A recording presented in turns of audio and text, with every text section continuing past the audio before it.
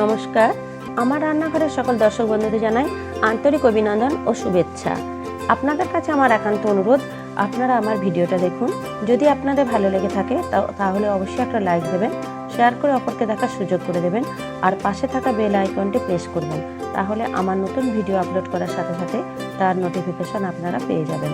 আর নিত্য নতুন রেসিপির আপডেট পাওয়ার জন্য অবশ্যই আমার চ্যানেলকে সাবস্ক্রাইব করবেন প্লিজ। চলুন তবে রান্নায় ফিরে আসি। আজ আমি আপনাদের কাছে ভীষণ সুন্দর, জনপ্রিয় এবং টেস্টি একটা মাছের রেসিপি নিয়ে এসেছি, তন্দুরি তেলাপিয়া।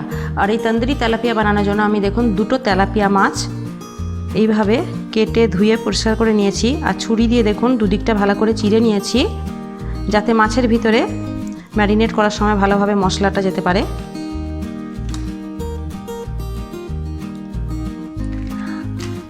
নিলাম 2 টেবিল চামচ টক দই, 2 টেবিল চামচ বেসন, 2 টেবিল চামচ সর্ষের তেল, 1 টেবিল চামচ হলুদ গুঁড়ো, 1 টেবিল চামচ কাশ্মীরি লঙ্কা গুঁড়ো, 1 টেবিল চামচ জিরে গুঁড়ো, 1 টেবিল চামচ ধনে গুঁড়ো, 1 টেবিল চামচ গোলমরিচ গুঁড়ো।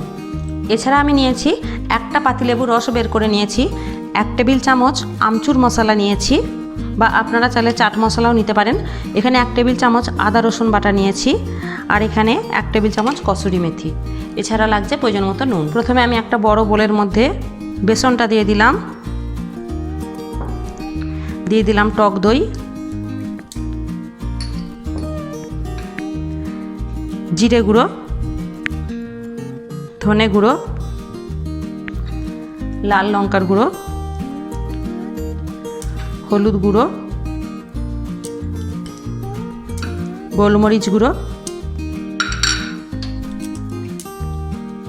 আমচুর মশলা, আদা রসুন পেস্ট, পাতিলেবুর রস, আর কসুরি মেথি। প্রয়োজন মতো নুনটা আমি দিয়ে দিচ্ছি, আর সর্ষের তেল। সমস্ত ইনগ্রেডিয়েন্টস আমি দিয়ে দিলাম, দিয়ে খুব ভালো করে আগে মিশিয়ে নিচ্ছি।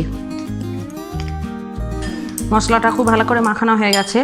এবার আমি মাছের মধ্যে মশলাটা দিয়ে খুব ভালো করে আমি ম্যারিনেট করব।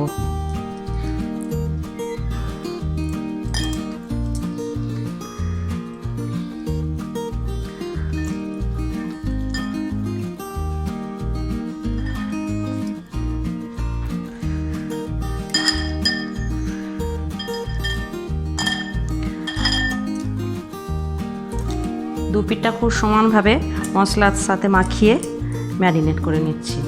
মাছটা কিন্তু সুন্দরভাবে ম্যারিনেট করা হয়ে গেছে। এবার আমি আর একটু উপর থেকে সামান্য সর্ষের তেল ছড়িয়ে দিচ্ছি, দিয়ে এবার আমি মাছটাকে 1 ঘন্টার জন্য চাপা দিয়ে রেখে দিলাম। 1 ঘন্টা পর আমি এলাম। এবার গ্যাসের উপরে আমি একটা জাল বসিয়েছি। এবার ম্যারিনেট করা মাছটা আমি এর উপর বসিয়ে দিলাম। এবার আমি গ্যাসটা প্রয়োজন মতো কমা বাড়া করে খুব ভালো করে মাছটা কিন্তু পুড়িয়ে নেব। এক পিঠটা হয়ে যেতে আমি উল্টে দিয়েছি, আর এক পিঠটা আমি এইভাবে পুড়িয়ে নিচ্ছি। ভালোভাবে আমি 2 পিঠটা উল্টে পাল্টে পুড়িয়ে নিচ্ছি। আমার তেলাপিয়া তন্দুরি কিন্তু একদম তৈরি হয়ে গেছে। এবার আমি আর একটা তাওয়াতে বানিয়ে দেখাবো। এটা আমি ডাইরেক্ট তন্দুরি করলাম, এবার তাওয়াতে আমি একটা বানিয়ে দেখাবো। এবার আমি গ্যাসেতে একটা তাওয়া বসিয়েছি, আর 2 টেবিল চামচ সর্ষের তেল দিয়েছি। তেলটা প্রায় গরম হয়ে গেছে। এবার এই গরম তেলের মধ্যে আমি ম্যারিনেট করা মাছটা আস্তে আস্তে দিয়ে দিচ্ছি।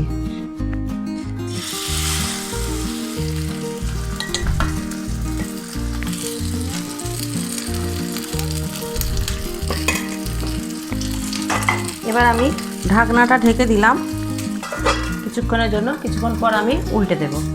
প্রায় 2 মিনিট পর আমি এলাম। এবার দেখি, একবার উল্টে দেবো আমি।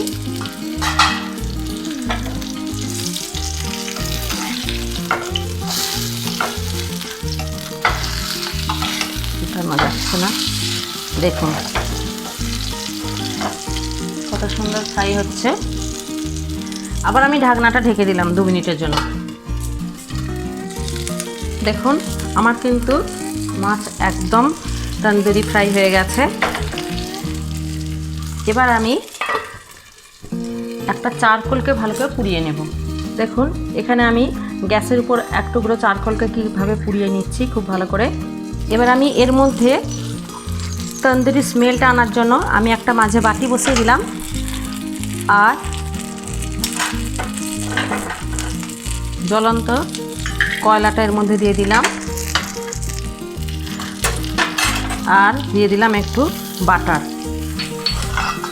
দিয়ে ঢাকনাটা ঢেকে দিলাম আমি 5 মিনিটের জন্য।